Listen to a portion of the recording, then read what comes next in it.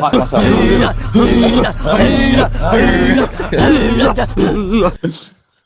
Coaster Flash, welcome to the show. Thank you for joining Q Times.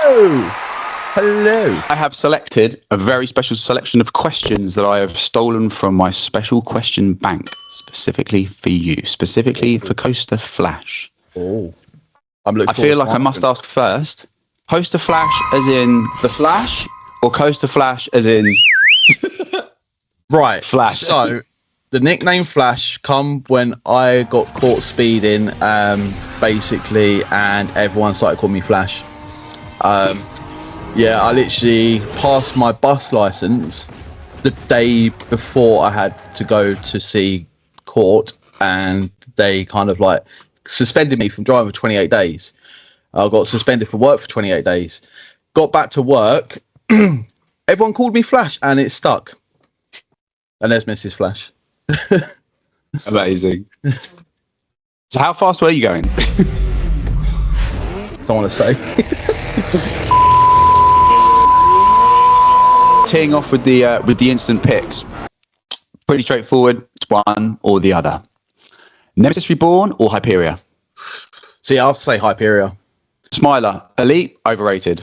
It's elite. It's just a special experience. It's so unique. Oblivion or Stealth? Stealth. Best launch coaster in the world. Front row or back row exclusively? Front row. Nighttime, daytime? Nighttime. I'm a more of a night person.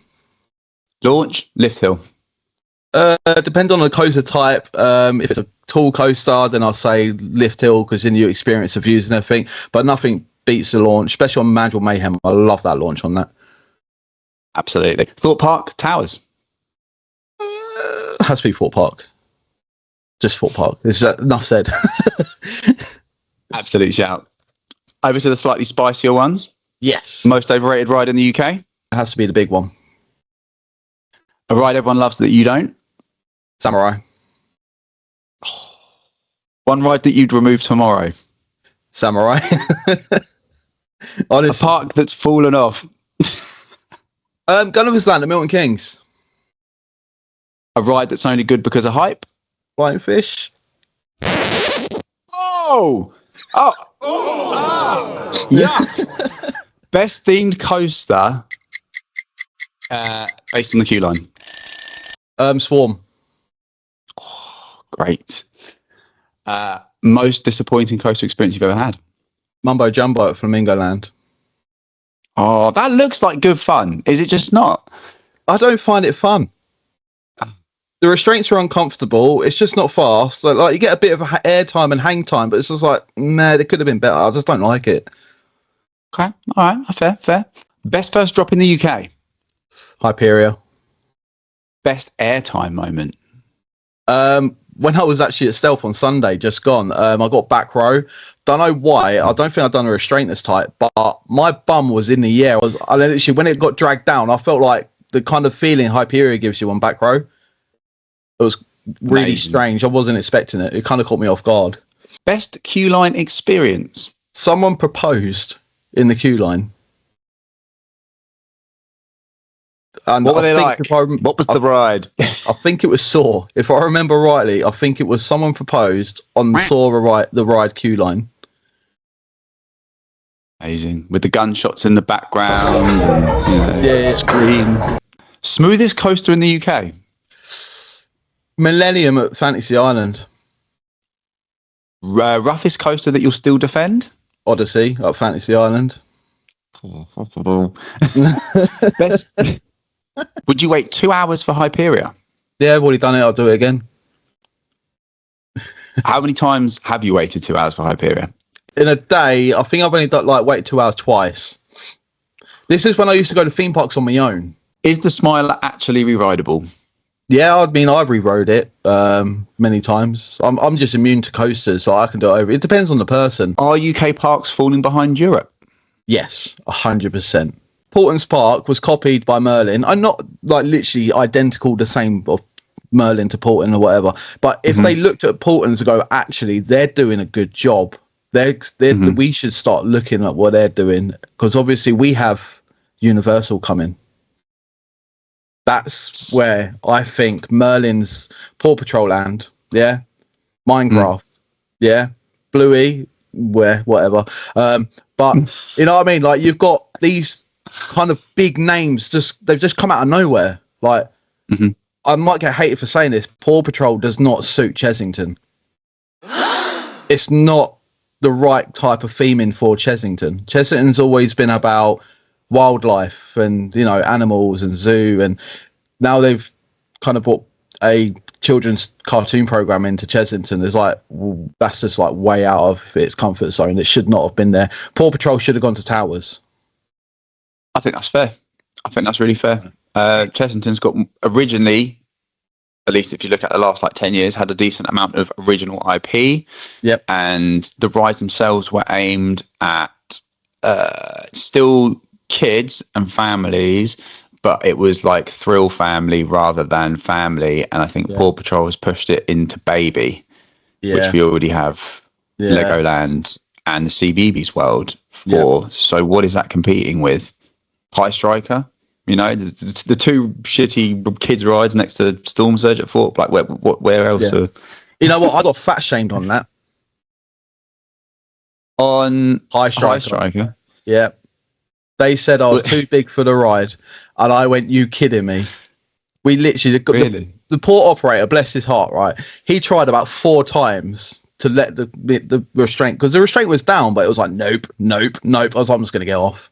That was the first time I've ever been too big for a ride. I looked at myself, I'm like, I'm not even that big. So in Fort Park needs to literally just go, right, we're going to face our attention to teenagers and adults. If you want kids rides, we have Legoland, Alton Towers, and Cheshunt. Simple as that. Definitely. I think the drift ride is cool, but it didn't need to be Paw Patrol. No. You know, it could have been, I don't know, like... They could have literally themed it into like an old Jeep. Yeah, absolutely. Do you think that rap helps or hurts the overall experience? And by that, just to avoid getting constant hate in the comments, it isn't about the overall experience specifically for one or another group. I think it is the overall, like, net. See, I love the idea of rap. When Merlin said they was going to get rid of it, I was really angry about that. I mean, I have friends, even my kids, you know, have needs, as we say. You know, my son's got ADHD, like high level ADHD. He's even worse than I am, and I've got ADHD.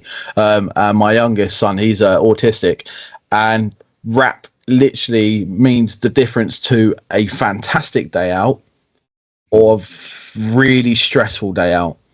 You know, I've seen parents with young kids who are autistic and everything else. Rap's just there to make everyone's experience more better, because if you have an autistic child in the queue line, in a main queue, that's going to be a bad experience for everyone else in that queue line. Because obviously, if you've got to wait with an autistic child for 2 hours, you know, it's not going to be a good, fun experience for you as the parent or people around you as well. So rap is a fantastic idea. Absolutely love it. And they should never get rid of it. They shouldn't even thought about getting rid of it in the first place. Fully agree. Fantastic answer. My 8-year-old son is autistic, and he really struggles from an anxiety perspective. And, you know, it's like, oh, actually, I just won't go on it. You know, he just won't do it. So it actually presents accessibility rather than, you know, it's like, oh, well, we only go on 2 rides, you know, instead of 4. It's like, actually, we'd go on 0. Yeah, exactly. You know? Exactly that. So I think it's fantastic. Theming. Let's talk about theming. Is theming more important than the intensity of a ride? Would you rather have a really well-themed ride, or would you rather have an incredibly intense ride? See, I love theming. Theming makes a ride. That's it. Like, say, Hyperion, for example. Yes, they've built the UK's tallest, the fastest coaster, but where's the theming? What if a Hyperion had good theming? It would make the ride a whole different level. But it's just, they put a bit of grass, a few trees, and a few rocks in the queue line. Like, that's what makes everyone's experience for queuing up for Hyperion so long and winded, because they haven't got nothing to experience or look at or pay attention to. All you've got to do is stand there in the queue line and just watch the train go past you every 2 seconds. You know, it's just like, oh look, theming does make a ride. Without theming, a ride, it's still good, but it just ruins it. Like on the blueprints when they showed us the artwork, and it had that lovely little walkway, what was by the the Outer Bank turn and all that. That would have been perfect. Obviously, budget cuts and all that, but still do it, because that would make the experience better. Because you get more of a better photo opportunity for people who don't want to ride it and want to see their family members and stuff like that. But yeah, little rant over. No, absolutely. I agree with you. I queued up for The Walking Dead now, usually. Here we go, full disclosure, I'm outing myself. When I was a child and it was X No Way Out, I used to be terrified because I'm terrified of robots, like Terminator and all the rest of it. And obviously X No Way Out was basically like themed to that exclusively. Yeah. So I tend to avoid it. But I went back the other day and I thought, wow, actually for a queue line, it's quite... you got the pre-show, and then there's like the just before like the station. There's actually a decent amount of theming. I was still scared, despite the fact that I knew the ride was tame as anything and more of a sleeper. The theming was what was engaging. I mean, this season, No Way Out, Walking Dead, is so good. Like they brought the smells in. When you go past that little pre-show thing and you're actually just queuing before the station, it's so good. And they've made the ride more darker. They've added more stuff into it. It's like, I actually gave it 10 out of 10 for the first time ever this year, because I was just so shocked. I wasn't expecting it. And when it happened, I got in that room and I was like, the smells are amazing. It actually feels like you're in a zombie apocalypse, the kind of feelings you want to feel when it's a ride based on zombies. But yeah, they've honestly a 10 out of 10 Thorpe Park for The Walking Dead this year. What is a ride that you'd marathon 10 times in a row? I've already done it, Colossus. Oh. And I'll do it again. Back row as well. Literally, when I was younger, when Colossus actually had single rider, I used to go to the exit gate and just wait there. And that's all I did. 10 times in a row, over and over. I just wanted to do 100 inversions, and I did it. Amazing. And I think it's going to be a video idea, so something might be coming soon. We might spend the day just on Colossus to see how many times we can go upside down in a day, with an ambulance posted just outside. Oh yeah, definitely, yeah. What is a ride you'd happily never do again? Any Starflyer in existence off the planet Earth. The thought in your head going, if that snaps, you're quite high up, but I think obviously that's why Starflyers are meant to be Starflyers. That's the kind of why they are like that, but I just don't like them. I never have. My missus loves them, but I'm like, you're just insane. What is one thing that the general public care about that enthusiasts don't? Queue times. Because if you're... And you said the name of the show. As an enthusiast, you will wait for a year to go on a ride. As soon as them blueprints hit, you're like, right, I'm now waiting. General public, they look at it and they go, it's an hour. I don't want to wait an hour. I'm like, oh, an hour, not that bad actually. Let's go and wait for an hour. It's just a difference, Finishers. Okay, so these are more quickfire ones. Yes, let's go. Best UK coaster. Swarm. Worst UK coaster. Sick. Flamingo Land. Park with the best future. Alton's Park. One word for Thorpe Park. Adventurous. One word for Alton Towers. Improvable. And now one word for Chessington. Sort it out. Amazing. On to the show and tell. I'm ready for you. Right, I'm actually holding my son's birthday present at the moment because he's at school, so he ain't going to see it. Nice. So I got him some resins. I've got him the Hyperion one, Stealth and Swarm, because he just loves resins. But my little collection I have, scary for the bad camera. So all my pin badges, which nice. I just love pin badges. Every theme park I go to, even got Mr. Coaster Chronicles badge there. Nice. Yeah, I just love pin badges. I don't know why. It's just cheap and cheerful, and don't cost the earth. No, absolutely. Every pin badge has a memory, so Agree. I absolutely agree. Yeah, I mean, every time I go to a theme park, not just a theme park, it's literally like I've got one foot saying the Flying Scotsman for when we went to National Rail Museum in Yorkshire, and I've got a little tank when we went to this War Museum up in Yorkshire as well. It's just every pin badge I buy has a memory, and it's just I just love them. They're like nice to look at, and they don't cost the world like most merch does from theme parks. So, yeah, it's a nice memory. I'm still grounded, by the way. Tiny Flash come out on close season, right? I've known Tiny Flash has been part of me, not Tiny Flash itself, but the voice has been part of me for as long as I can remember.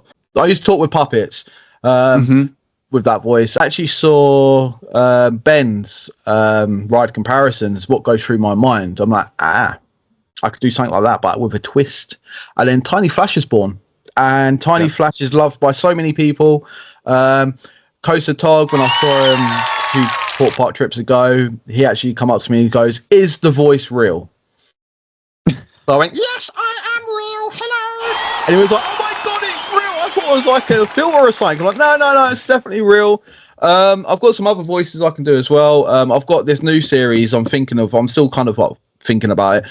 I could do an old lady's voice. Can you? Yes, dear. I'm Dorothy Higginbottom.